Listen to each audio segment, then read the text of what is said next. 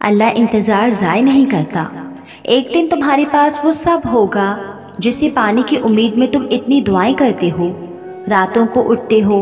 اللہ تمہیں وہ سب کچھ دے گا جس کی تم تمنا کرتے ہو۔ تمہارا انتظار ضائع نہیں جائے گا، بس تم صبر کرو۔ وہ اللہ دیکھ رہا ہے، وہ جانتا ہے، اور وہ یقیناً سب ٹھیک کر دے گا۔ بڑی طاقت رکھی ہوتی ہے اللہ نے ٹوٹے ہوئے دلوں میں، اور جب ان دلوں کا ایمان بھی اتنا ہی طاقتور ہوتا ہے نا کہ ان کے دل ریزہ ریزہ ہو کر بھی بکھر کر بھی اللہ سے مانگتے ہیں، تو پھر کائنات کی کوئی بھی قوت ان کی دعاؤں کو نہیں ہرا سکتی۔ پھر ان کی زبان جو کہتی ہے اللہ اسے ممکن کر کے رہتا ہے۔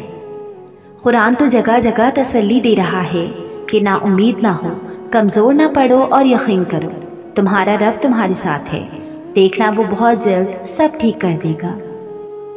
جو خطائیں دیکھ کر بھی عطائیں کم نہیں کرتا ہے، وہ پھر دعائیں کیسے ادھوری رہنے دے گا؟ سنو، بہت کم وقت رہتا ہے اب، تمہاری دعا اب قبول ہونے کی گھڑی پر ہوگی۔ یہ مایوسی کیسی، کب تک؟ یہ پریشانی کب تک؟ خود کو اتنا بے مول بھی نہ کرو کہ لوگ ہی تم پر مذاق بنانا شروع کر دیں۔ سنو، کیا پتہ معجزے اب چند وقت کی دوری پر ہوں، تم نے بس دعا کا دامن نہیں چھوڑنا۔ یوں وہ تمہیں تمہاری من پسند چیز کو کھو دینے کے خوف سے گزار کر اپنا آپ یاد کرواتا ہے۔ یہ اسی کے فیصلے ہیں کہ وہ تمہیں کب اور کیا دیتا ہے، تو پھر یہ کیوں ملا اور وہ کیوں نہیں ملا، یہ سوچنا تمہارا کام نہیں ہے۔ تمہارا کام بس دعا کرنا ہے اور یقین رکھنا ہے، کیونکہ تم خود اپنے لیے اچھے یا برے کا انتخاب نہیں کر سکتے، تم خود ہی خود کے ساتھ ناانصافی کرتے ہو۔ اللہ تمہارے ساتھ کبھی ناانصافی نہیں کرتا۔ وہ اللہ جو رات کے اندھیرے میں ایک گہرے پتھر کے نیچے چلتی ہوئی چھوٹی سی چیونٹی کے بارے میں بھی باخبر ہے، تو تمہیں کیا لگتا ہے جو تمہارے دل میں خواہش ہے وہ رب اس سے واقف نہیں؟ ملے گا تمہیں تمہارے ہر درد کا علاج، بس تھوڑا صبر اور۔ آج اگر زندگی مشکل ہے تو کل آسانی کا وعدہ بھی اللہ نے کیا ہے۔ اللہ سے مانگو، خوب مانگو، وہ تمہیں بہت جلد امید سے بڑھ کر نوازے گا۔ پتہ ہے اللہ جی کہتے ہیں کہ تمہارا مستقبل تمہارے ماضی سے بہتر ہوگا، تو پھر آپ کو کس چیز کی فکر ہے؟ جب اللہ جی آپ کو ضمانت دے رہی ہیں تو اس سے بڑھ کر کچھ ہو سکتا ہے؟ آپ کو بس ہمت نہیں ہارنی۔ یہ سب دکھ تکلیفیں ختم ہو جائیں گی، ہمیشہ تو نہیں رہیں گی نا، اس کے بعد ڈھیر سارا اجر بھی تو آپ کو ہی ملے گا نا۔ اللہ تعالیٰ کا کرم بس ہونے ہی والا ہے۔ اور پھر ایک وقت ایسا آتا ہے جب دل سے ساری خواہشات ختم ہو جاتی ہیں اور دل چاہتا ہے کہ اب بس وہی ہو جو اللہ پاک چاہتا ہے۔ صبر کی اس جنگ کے بعد تم شکر کی فتح پاؤ گے۔ اللہ تعالیٰ کو پتہ ہے آپ صبر کر رہے ہیں۔ اگر آپ صبر کر رہے ہیں تو پھر آپ کو اپنی دعاؤں کی قبولیت کی فکر نہیں ہونی چاہیے۔ ممکن ہے اللہ تعالیٰ کا کچھ خاص نوازنا اب آپ کے بہت پاس ہو۔ اللہ تو وہ دروازہ بھی کھول دیتا ہے جس کا آپ نے کبھی سوچا بھی نہیں ہوتا، اور نہ ہی آپ نے کبھی اس پر دستک دی ہوتی ہے، تو پھر وہ کیسے ان دروازوں کو نہیں کھولے گا جن پر آپ کی مسلسل دعاؤں کی دستک ہے۔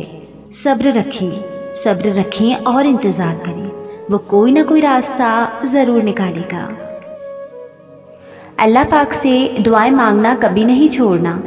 جیسے ہی منزل قریب آتی ہے، شیطانی وسوسے آپ کو تھکا دینا چاہتے ہیں، ہمت ختم ہو جاتی ہے اور منزل سے بھٹک جاتے ہیں، منزل گوا دیتے ہیں۔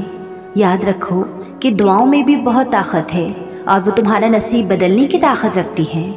انہی دعاؤں نے تمہیں تہجد عطا کی، تمہیں اللہ کے قریب کر دیا ہے، اور یہی دعائیں جلد ہی تمہیں تمہاری منچاہی منزل بھی عطا کروائیں گی انشاءاللہ۔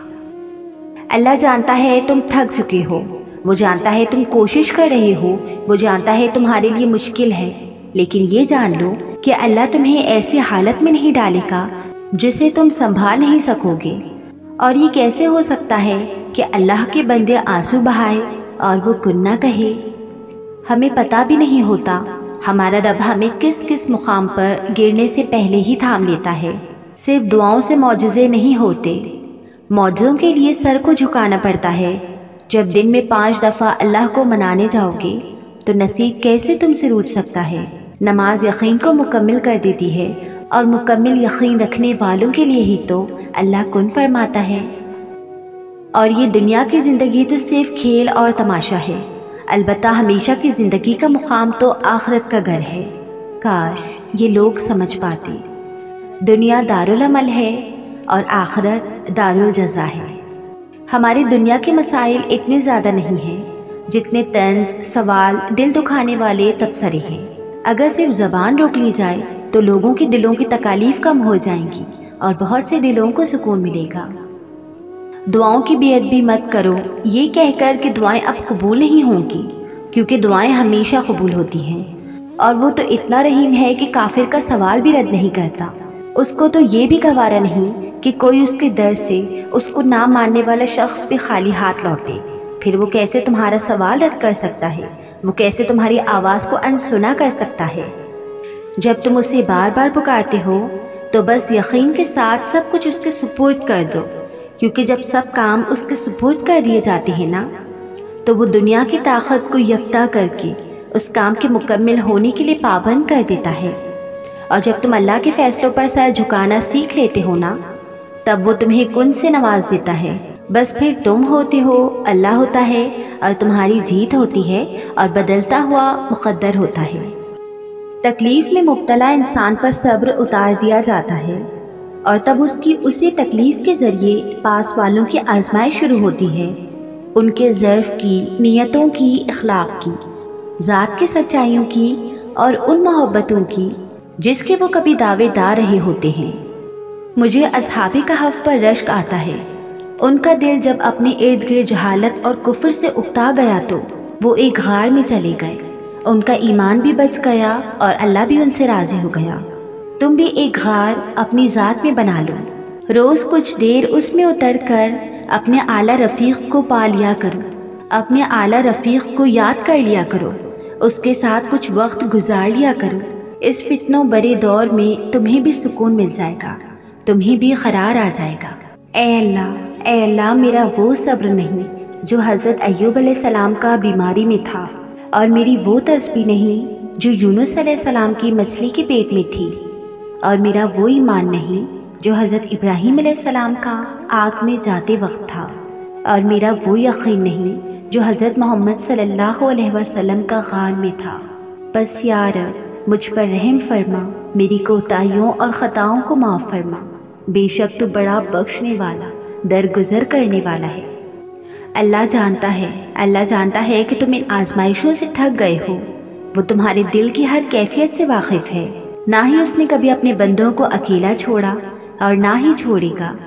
اللہ کی ہر مصلحت پر یقین رکھو، وہ رسوا نہیں ہونے دے گا۔ یہ میرے رب کا اپنے بندے سے وعدہ ہے، بے شک اللہ کا وعدہ سچا ہے۔ تمہارا رب وہی ہے جس نے سمندر کے بیچ سے موسیٰ علیہ السلام کے لیے راستہ نکالا تھا، ابراہیم علیہ السلام کو آگ اور یونس علیہ السلام کو مچھلی کے پیٹ میں محفوظ رکھا تھا۔ تم ابراہیم علیہ السلام، موسیٰ علیہ السلام اور یونس علیہ السلام نہیں ہو، مگر تمہارا رب وہی ہے جو ان کا تھا۔ کبھی کبھی کچھ نہیں بچتا ہمارے پاس سوائے خالی ہتھیلیوں کے، اور جس کے آنسو تنہائی میں رب کے سامنے نکلتے ہیں وہ پھر خالی ہاتھ نہیں لوٹتے۔ جب تم اچانک ایک ایسے شخص میں تبدیل ہو جاؤ جو کسی پر الزام نہیں لگاتا، فضول بحث سے گریز کرتا ہے، ان لوگوں کو دیکھتا ہے جو اسے چھوڑ کر جا رہے ہیں، پھر بھی ایک مشکوک خاموشی سے زخموں کو قبول کرتا ہے، تو جان لو تم پختگی کے اعلیٰ ترین مرحلے پر پہنچ چکے ہو۔ آپ ایسے دعا کریں گی، کل پورا دن ایسے پکاریں گی اپنے اللہ کو، اے رحمان، اے بہت مہربان اللہ۔ جب آپ اللہ کو اس کے صفاتی ناموں سے پکارتے ہیں نا، تو اللہ پاک بہت خوش ہوتے ہیں، اور کبھی کبھی ایسا محسوس ہوتا ہے کہ دل پھٹ سا جائے گا۔ تہجد کا مطلب ہے دعاؤں پر قبولیت کی مہر لگنا۔ جس کے نصیب میں تہجد کے سجدے لکھ دیے گئے، اس کے نصیب میں اللہ کا پیار لکھ دیا گیا۔ تہجد کی دعائیں قسمت کا رخ موڑ دیتی ہیں۔ تم اس کے لیے اپنی نیند قربان کرو اور وہ تمہاری جھولی نہ بھرے، ایسا تو ہو ہی نہیں سکتا۔ اے اللہ مجھے اس وقت کے لیے معاف کر دیجیے جب میں سجدے میں تھی اور میرا ذہن کہیں اور تھا، اور مجھے معاف کر دیجیے جب میں نے گناہوں سے توبہ کی اور دوبارہ گناہوں کی طرف لوٹ گئی۔ میری آپ کے بغیر کہیں پناہ کی جگہ نہیں ہے۔ یا اللہ، اے میرے اللہ، اپنے پاس جنت میں میرے لیے ایک گھر بنا جس پر تیرے عرش کا سایہ ہو اور تیرے نور سے وہ روشن ہو، پھر مجھے اس گھر میں اپنے پیاروں کے ساتھ جمع کر دینا۔ آمین ثم آمین یا رب العالمین۔ تم پریشان کیوں ہوتے ہو؟ کیوں ایسا سوچتے ہو کہ جو مانگ رہے ہو، جس کے لیے تڑپ رہے ہو، جس کی وجہ سے تہجد سے جڑ گئے، تمہیں لگتا ہے کچھ حاصل نہیں ہوگا؟ حالانکہ ایسا کچھ نہیں ہے۔ وہ خالی ہاتھ نہیں لوٹاتا، بس ایک مقررہ وقت پر سب دیتا ہے، سب ملتا ہے۔ اس نے جو لکھا ہے وہ تمہارے حق میں بہترین لکھا ہے۔ یقین رکھو، صبر رکھو اور انتظار طویل کر دو، شکر کرو، وہ یقین نہیں توڑے گا، دل کا سکون بھی دے گا اور دعا بھی قبول کرے گا۔ بچپن سے سنتے آئے تھے کہ اپنا معاملہ اللہ کے سپرد کرو، کئی دفعہ کیا، لیکن اطمینان، چین اور سکون پھر بھی نہیں ملتا تھا۔ حیرت بھی ہوتی تھی کہ جب معاملہ اللہ کے سپرد کر دیا ہے پھر پریشانی کیوں؟ ایک دن کسی اللہ والے کے خوبصورت محفوظ نظر سے گزرے کہ جب معاملہ اللہ کے سپرد کر دیا تو معاملے اور اللہ کے درمیان سے خود نکل جایا کرو۔ ایسا لگا کہ گویا آنکھوں اور دل سے پردہ ہٹ گیا ہو۔ میں معاملہ تو سپرد کرتی تھی لیکن خود بیچ میں ہی رہتی تھی۔ یہ ہو جائے گا، وہ ہو جائے گا، عمل بھی کرنا ہے اور اسباب بھی اختیار کرنے ہیں، لیکن معاملے کا نتیجہ اللہ کے سپرد کرنا، یہی سپردگی اور معاملہ فہمی ہے، اور پھر اس پر راضی ہو جانا۔ آپ کی تڑپ آپ کو توڑ دیتی ہے۔ کوئی نہیں جانتا مگر اللہ جانتا ہے، وہ سب جانتا ہے۔ وہ جانتا ہے کہ کیسے آپ نے اس کے لیے حرام چھوڑا ہے، کیسے آپ نے اس کے لیے اپنے نفس پر قابو رکھا ہے۔ وہ جانتا ہے کہ آپ کو تکلیف ہوتی ہے، آپ روتے ہیں، لیکن یقین رکھیں وہ رب معجزے کرنے پر قادر ہے۔ ایک دن وہ مناسب وقت پر آپ کی من پسند چیز آپ تک لے آئے گا اور آپ حیران رہ جائیں گے۔